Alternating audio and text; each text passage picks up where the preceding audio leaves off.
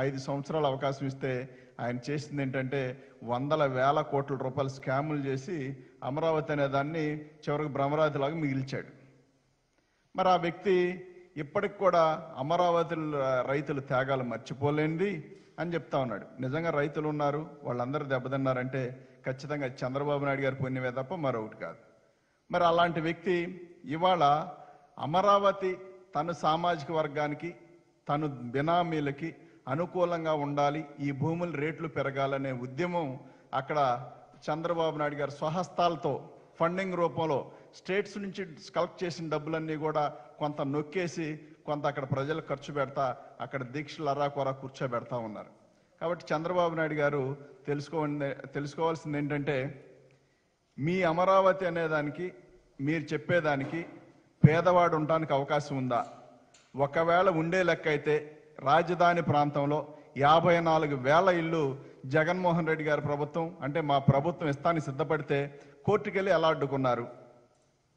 అదేవిధంగా వందల వేల మంది మరి ఇక్కడ ఎస్సీలు కానీ బీసీలు కానీ మైనార్టీలు కానీ గతంలో భూములు ఇచ్చున్నారు. వాళ్ళకి ఎంతవరకు న్యాయం చేశారు? గజాలు ఇచ్చేదానిలో కానీ ప్యాకేజీ ఇచ్చే విషయంలో కానీ ప్యాకేజీ ఇచ్చిన తర్వాత మరి కవుళ్ళు ఇచ్చే విషయంలో కూడా మీరు ఎంతవరకు న్యాయం చేశారు?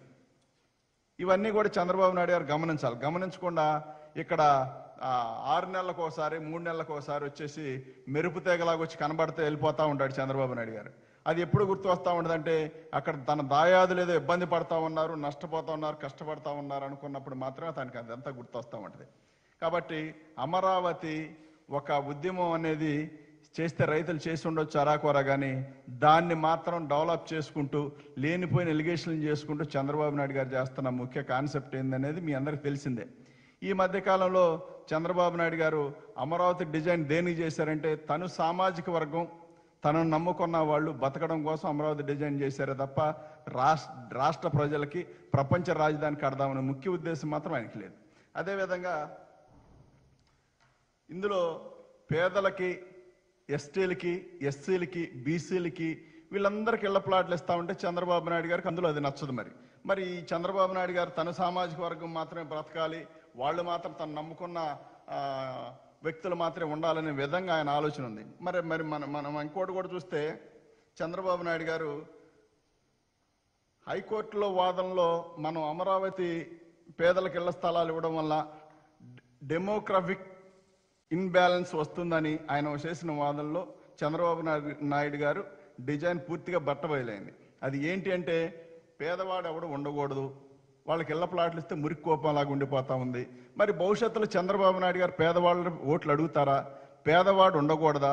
పేదవాడిని అసలు ఓట్లు అడిగే పరిస్థితి లేదా? ఈ ఎస్సీలని, బీసీలని, మైనార్టీలను ఓట్లు అడిగే ఉద్దేశం ఉందా లేదా? మరి ఈ 3 ప్రాంతాలు 3 రాజధానులు కావాలి, 3 ప్రాంతాలు డెవలప్ అవ్వాలని చెప్పే విధంగా ఈ చంద్రబాబు నాయుడు గారు రాష్ట్రం అంతా తిరిగి వాళ్ళందరినీ ఓట్లు అడిగే దమ్ముందా చంద్రబాబు నాయుడు గారికి? కాబట్టి ఇవన్నీ కూడా ఎస్టిమేషన్ వేసుకొని చంద్రబాబు నాయుడు ఎదురుకెళ్ళాలి తప్ప మీ ఎంతసేపటికి మా ఆస్తులు కూడగట్టుకున్నాం, ఈ ఆస్తులు నిలబెట్టుకోవాలి, వీటిని డెవలప్ చేయాలనే విధంగా చంద్రబాబు నాయుడు గారు అమరావతి గురించి మాట్లాడుతున్నారు తప్ప నిజంగా వాస్తవానికి చంద్రబాబు నాయుడు గారి మీద, అమరావతి రైతుల మీద, అమరావతిలో ఉన్న కొంతమంది వ్యక్తుల మీద ప్రేమ కాదు. నిజంగా ఆయనకున్న అమరావతిలో ప్రేమ ఏంటి అంటే ఆయన సంపాదించుకున్న సంపాదన, ఆయన దోచేసిన సొమ్ము, కాజేసిన భూములు ఇవన్నీ కూడా అక్కడ ఉన్నాయి. కాబట్టి ఇక్కడ రాజధాని డెవలప్ అయితే రేపు రాజకీయంగా ఎటు మనకు భవిష్యత్తు లేదు. కాబట్టి ఉంటే ఉంటాం, ఊడితే ఓడతాం. కాబట్టి మన ఆస్తులను నిలబడితే మా మనవడు ఒకడు ఉన్నాడు, ఆ మనవడికి 100,000 కోట్లు 1,00,000 కోట్లు కూడబట్టుకోవాలనే కాన్సెప్ట్లో చంద్రబాబు నాయుడు గారు ముందుకెళ్తా ఉన్నారు. ఇవన్నీ కూడా ఇలాంటి బుద్ధిహీనమైన ఆలోచనలు కూడా చంద్రబాబు నాయుడు గారు మానుకోకుండా ఇంకా కూడా కుళ్ళు కుట్రతో రగిలిపోతా ఉన్నాడు. ఇలాంటి వ్యక్తి అమరావతి 365 రోజులు గొప్పగా జరుగుతూ ఉంది. కాబట్టి దీని అందరినీ కూడా బలోపేతం చేయండి అని చెప్పి ఇవాళ జూమ్ యాప్లో ఉండే వ్యక్తి ఇవాళ అమరావతి రైతుల మీద ఏదో ప్రేమ పుట్టుకొచ్చిన వ్యక్తిలాగా వచ్చాడు. మరి గతంలో చంద్రబాబు నాయుడు గారు దళితుల కోసమో మరి ఆయన కోసమో ఎందుకోసం చేశాడో తెలియదు, కానీ మరి మహానుభావుడు భారతరత్న అంబేద్కర్ గారి విగ్రహం ఒకటి మరి నేలపాడు అనే గ్రామంలో పెట్టడానికి ఏర్పాట్లు చేశారు. శాఖమూరు, నేలపాడు ఆ ప్రాంతంలో ఏర్పాటు చేశారు. దాన్ని ఏమైనా ఎదరకు తీసుకొచ్చారంటే ఆ విగ్రహం అనేది కానీ దాని విషయం కానీ దళితులు కన్నీళ్లు తొడటానికో లేకపోతే జనాల్లో షో చేయడం కోసం ఆ విగ్రహం పెడతాం అని చెప్పిన వ్యక్తి 4 సంవత్సరాలు కోడిగుడ్డు మీద ఏకలు బీక్కుంటా మహానుభావుడు విగ్రహం పెట్టాలని ఆలోచన లేకుండా ఆ విగ్రహాన్ని అలా వదిలేసి ఇవాళ మళ్ళీ నీతి కథలు చెప్తా ఉంటాడు. దళితులకి ఏదో జరుగుతూ ఉంది, ఒక పక్కనే దళితులకి అన్యాయం జరుగుతూ ఉందంటాడు, ఒక పక్కనే దళితులకి ఇల్లు కట్టుకుంటే ఓర్చుకోలేడు, దళితుడు గూడు కట్టుకుంటే ఓర్చుకోలేడు, దళితులకి ఏమైనా ఇళ్ల ప్లాట్లు ఇస్తా ఉంటే ఓర్చుకోలేడు. అదేవిధంగా మరి పేదవాడు ఇంగ్లీష్ మీడియం చదువుకుంటే భరించలేకపోతా ఉన్నాడు. అంటే ఆయనతో ఎక్కడ సమానం అవుతారో, నాకు లెవెల్కి ఎక్కడ ఉంటారో, నాకంటే ఘనంగా వీళ్ళందరూ ఎక్కడ బతుకుతారనే కుళ్ళు కుట్ర సూయితో రగిలిపోతా ఉన్నాడు చంద్రబాబు నాయుడు. అలాంటి వ్యక్తి వేల కోట్లు దోచేసిందే కాకుండా జగన్మోహన్ రెడ్డి గారు 31 లక్ష ఇళ్ల ప్లాట్లు ఇస్తా ఉన్నారు. 31 లక్ష ఇళ్ల ప్లాట్లు ఇస్తా ఉంటే ప్రతి నియోజకవర్గంలో, ప్రతి ఏరియాలో, ప్రతి మండలం నుంచి వాళ్ళ టీడీపీ కార్యకర్తల్ని కోర్టులకేసి ఏదో రకంగా అడ్డుకోవాలనే విధంగా చంద్రబాబు నాయుడు కుళ్ళు కుట్రలతో పూనుకుంటే వాళ్ళందరూ కూడా ఎక్కడా సిగ్గు అనేది లేకుండా నిస్సిగ్గుగా కోర్టులకు వేసి ఎక్కడక్కడ పిటిషన్లు వేసి ఇళ్ల ప్లాట్లు అడ్డుకుంటా ఉన్నారు.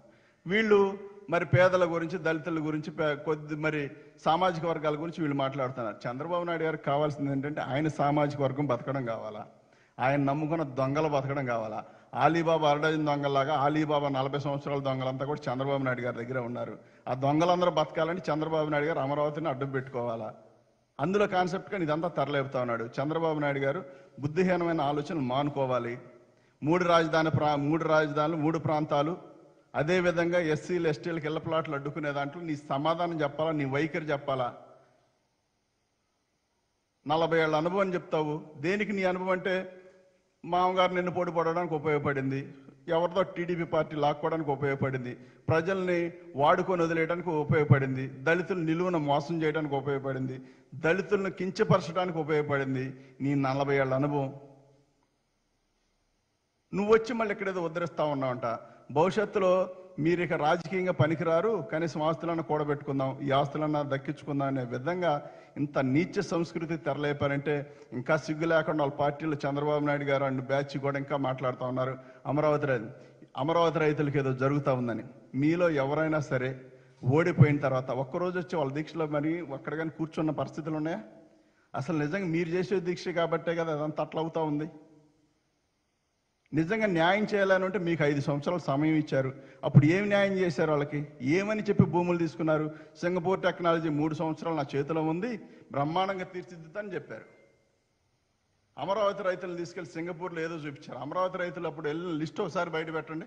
ఎవరెవరు రైతులు వెళ్ళారు, ఎవరు వెళ్ళారు, పేదవాళ్ళు ఎంతమంది వెళ్ళారు, ధనికులు ఎంతమంది వెళ్ళారు. నిన్ను నమ్ముకున్న టీడీపీ కార్యకర్తలు సింగపూర్ పర్యటనలు పంపించి అక్కడ ఎలా ఉందో రాజధాని ఇక్కడ కూడా అలా ఉంటుందని చెప్పి భ్రమ కల్పించి ఇలాంటి నికృష్ట చర్యలు తీసుకొని నిలువున కొంప ముంచి చంద్రబాబు నాయుడు గారు మళ్ళీ ఏదో మరి కూని రాగాలు పాడుతూ ఉన్నాడు ఈ వ్యక్తి. ఇలాంటి వ్యక్తికి మరి ఎన్నిసార్లు చెప్పినా బుద్ధి మార్చుకునే పరిస్థితి కనిపించట్లేదు. ఆ